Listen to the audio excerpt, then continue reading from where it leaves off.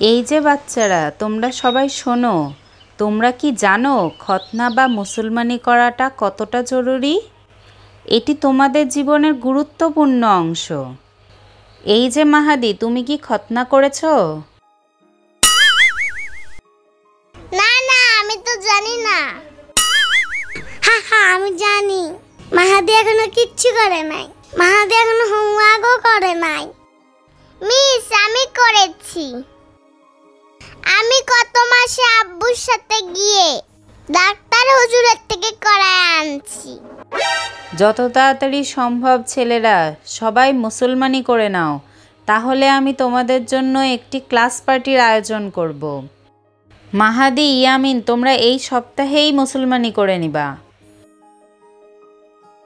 দূর, আর ভালো লাগে না, এত প্যারা নেওয়া যাবে না। আমি এই মাসে আর স্কুলে যাব না। কেন? ইয়ামিন মিস তো ঠিকই বলেছে। আমি আজকেই তোমার আম্মুকে বলবো, ইয়ামিন আর আমাকে একসাথে মুসলমানি করে দাও।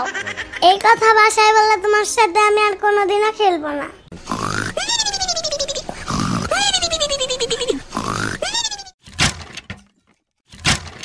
এই ফয়সাল, এইদিকে শোনো একটু।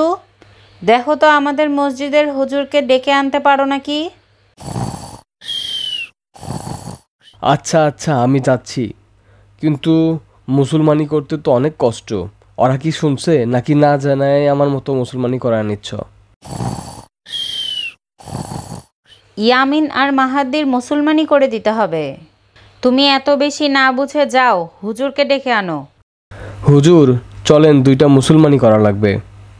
দেখেন যেন বেশি ব্যথা না লাগে।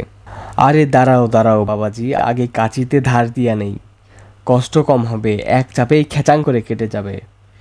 আজাইরা, আপনি আমার বেলাতেও এই একই কথাই বলছিলেন, কিন্তু ব্যথা অনেক পাইছিলাম হুজুর। আরে তুমি বুঝতেই পারবা না, পিঁপড়া কামড়ালে যেমন লাগে ঠিক তার চেয়েও কম ব্যথা লাগবে। তুমি কোনো চিন্তা করো না, ওদের মানেই আমার। ইয়ামিন, রেডি হও। দেখো মাহাদি রেডি হয়ে বসে আছে। তুমি প্যান্ট খুলে তোয়ালা পেঁচায় নাও, হুজুর চলে আসছে।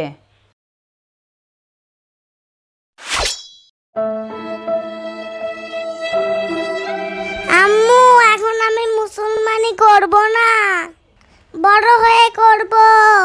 এখন না প্লিজ, অনেক ব্যথা লাগবে আম্মু, মরেই যাব। উরে বাবা রে, হুজুর ছেড়ে দাও। ওই যে দেখো টিয়া পাখি।